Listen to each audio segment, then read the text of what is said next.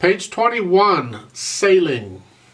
At the top of the page, they're introducing you to a new symbol. A half circle with a dot. It's called a fermata, and it's simply telling you to hang on to the note past its value, longer than normal. How much longer than normal? I don't know. It's a feel thing. How do you feel it? How long do you think you should hold it? When I play with a metronome, I just double the value of whatever the smallest note is, in that has a fermata, and I double that. I'll explain it when we get there, most time. They're telling you about the musical dictionary, and musical dictionaries help because it's important that you understand all these instructions, and there's just too many stuff to memorize unless you have a photographic memory.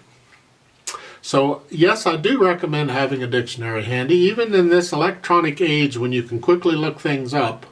I still am a big believer in a physical little dictionary. They don't cost very much. I keep one right here by the piano. I keep an Oxford music dictionary here because sometimes I gotta look stuff up. I don't have it all memorized. But it's important that you don't just rush right through. I don't know what that means. It's not important. You gotta look it up. It is important. You'll miss something. So I would encourage you, yes, have a music dictionary handy. You don't have a big thick one like that one is. You can get a little one. It's just the thicker ones have more in them, in case depending on what you run into. Now for sailing, let's talk about this. It's in the key of F major. Yes, go do my scale video on F major. It's got one flat, a B flat. That's fine. It's in 6/8 time, so we're counting eighth notes again. And it's marked allegro. You see above the star, allegro means fast. And when something is fast like this in 6/8 time, you're generally going to feel it in 2. So it's going to be 1,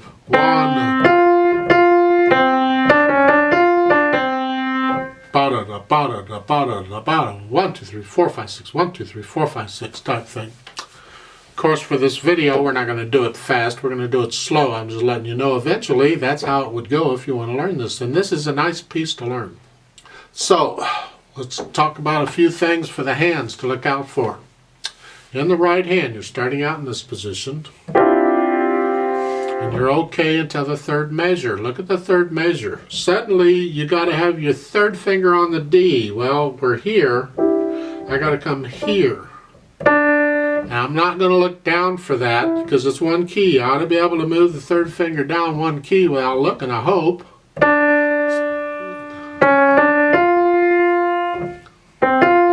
Now, why do we do that? Because you could do this. Why here? Why not use the thumb?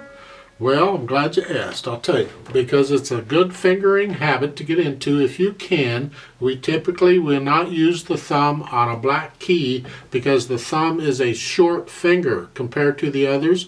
And the black keys, you got to move the thumb way up near the fall board. The fall board is this thing that I'm about to break out here.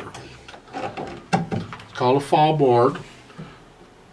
You got to move your hand way up in here in order to get the thumb to reach the black keys. That is an awkward position for piano playing. Now there's a lot of times you got to do that. You don't have a choice. But if we have a choice, we're not going to do that. And in this case, we have a choice. And simply by using the third finger, that allows us to use the second finger on that black key. Now we can keep our hand out here doing that. That's why they're doing it. Now, when you get second line, then you're coming back up with fourth finger on F again. You get it again in the second line. Hopefully that's not a problem. And in the third line, it starts out that way. Now look at that last note in the last line, first measure. You just played an E with fourth finger. Now you're going to do it with thumb. Eventually you need to be able to do that without looking at the keyboard. Because that is an important finger change. We use it a lot. Just learn to do it. It puts us in a new hand position. Let's look at the left hand. You're starting out here in this position, F position. using the weak fingers. And again, I recommend you transfer the weight from finger to finger. So I'm going to start here, and I'm going to transfer the weight over to the ring finger, and then transfer the weight over to the little finger, and then transfer the weight back to the middle finger. So I'm just ba-da-da, ba-da-da. Just practice that move for a while until you get the hang of it. It doesn't hurt to do it in both hands. So you don't have to go that fast, you go slow. To get the feel of that transferring the weight, because you're basically using this to hold up most of your arm, not all of it. Don't totally put all of the weight of your arm down. You got to lift it up a little bit. You don't want to be too heavy, but I'm still using a lot of weight from my arm to push the keys down and to hold them down. Actually, once it's there, the finger's actually holding up a lot of the arm. Not all of it, but a lot of it. And that'll help you here as far as technique goes. Second line, third measure. Look at this. We have the chord, B natural, and then the next one is a B flat. Then in the last measure of the second line, the left hand has to cross over to get the last note in the upper staff. So you're playing that G half note in the right hand, the dotted half note. While you're holding it down, you're going to play the C. So both notes are down at the same time. And then you got to look down still, because the left hand has to come back down where it was. The right hand's okay, it's in position, but the left hand. So you may have to practice that move a little bit. Last line for the left hand, you're here. Reach the thumb up to get the D. And then the 2 on the C sharp. And then the thumb on the C. Just bring the thumb in a little bit and get the C. And you're back in position.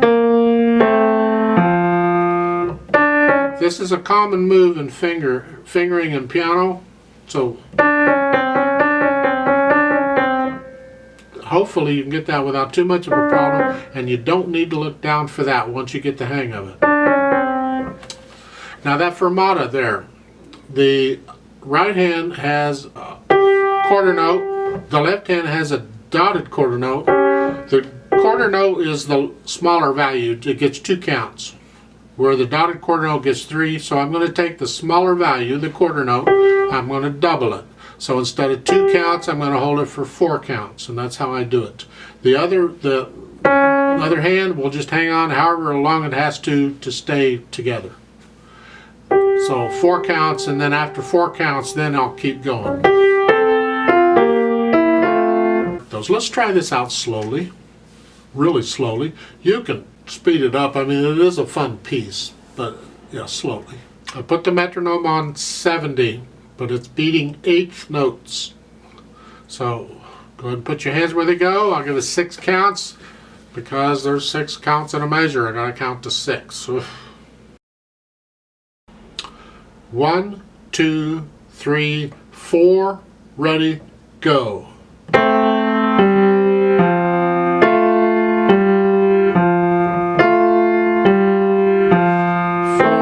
5, 6.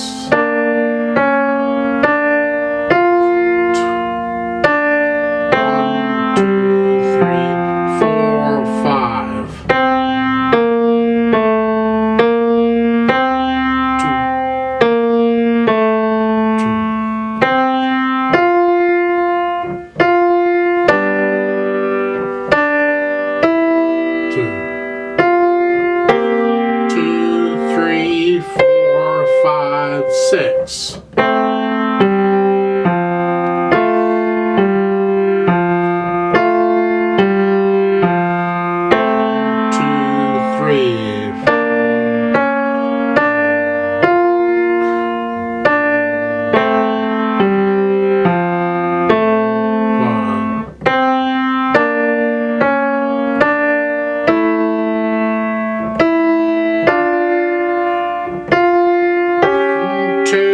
Hold 2.